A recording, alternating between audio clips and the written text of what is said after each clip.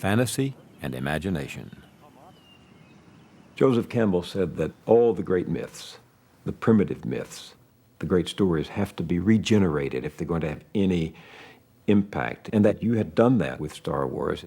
Are you conscious of doing that? Are you saying, I am trying to recreate the myths of old? Or are you saying, I just want to make a good action movie?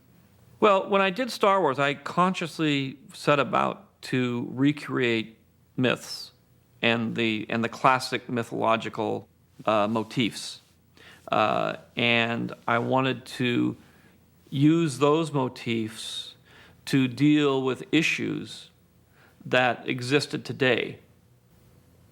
You know, Joe used to talk about the basic issues that create the mystery of life, of, you know, birth and death. And I like to always add, you know, your relationship with your parents. And I'm wondering, did you have such a mentor when you were growing up? Is this part of the movie an extension of what happened to you? Obviously, my first mentor was my father, but then you progress with either, you know, people that are more skilled in a particular area than you are.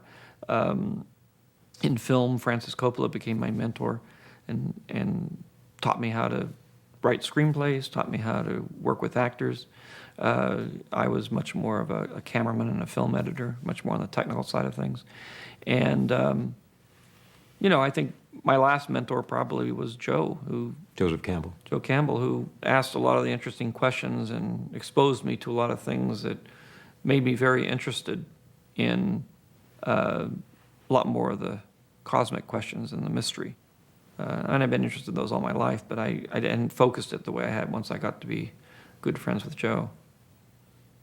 A professor I know said that he recently asked his freshman class how many of them had seen all three of the trilogy, and everyone in the class raised his hand. And he said to me, I hope Lucas knows he's mentoring an entire generation of young Americans.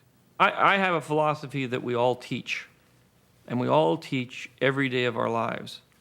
And it's not necessarily what we lecture. I've discovered kids don't like lectures at all. But it is really the way we live our lives and what we do with our lives and the way we conduct ourselves. And once in a while they listen to the lectures. So when I make the films, I'm very aware of the fact that I'm teaching on a much larger scale than I would just as a parent or somebody walking through life, because I have this megaphone. Anybody in the media has a very large megaphone that they can reach a lot of different people. And so whatever they say, whatever they do, however they conduct themselves, whatever they produce has an influence, and it's teaching somebody something.